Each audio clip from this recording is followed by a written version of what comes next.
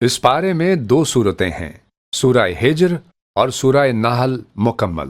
سورہ ہجر یہ صورت مکہ میں نازل ہوئی ہے اور اس سورہ میں 4 اہم باتیں بیان ہوئی ہیں۔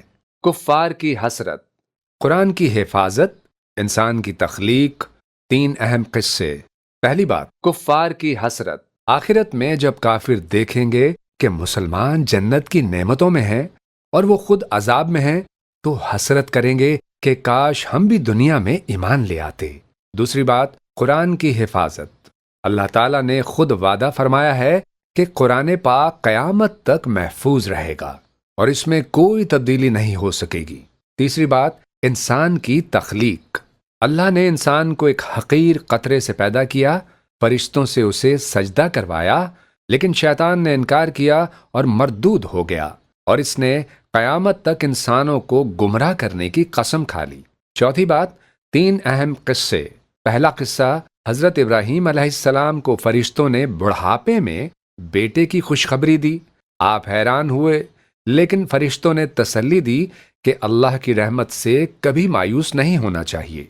دوسرا قصہ، فرشتے حضرت لوط علیہ السلام کے پاس آئے اور انہیں بتایا کہ آپ کی قوم پر ان کے گناہوں کی وجہ سے عذاب آنے والا ہے، اس لیے آپ راتوں رات اپنے اہل خانہ کے ساتھ بستی چھوڑ دیں۔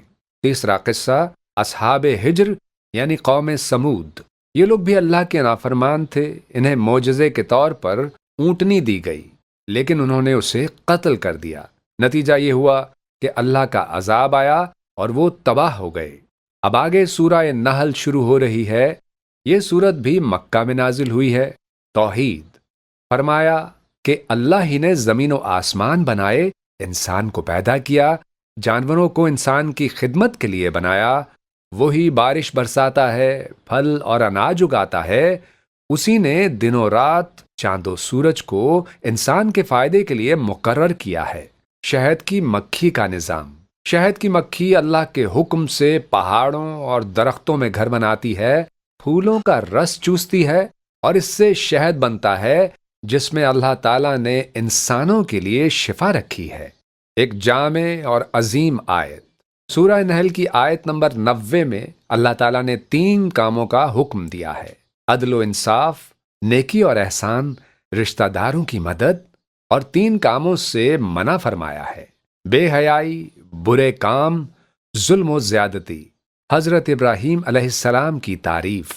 حضرت ابراہیم علیہ السلام توحید پر ثابت قدم رہنے والے عظیم نبی تھے، اور نبی اکرم صلی اللہ علیہ وآلہ وسلم کو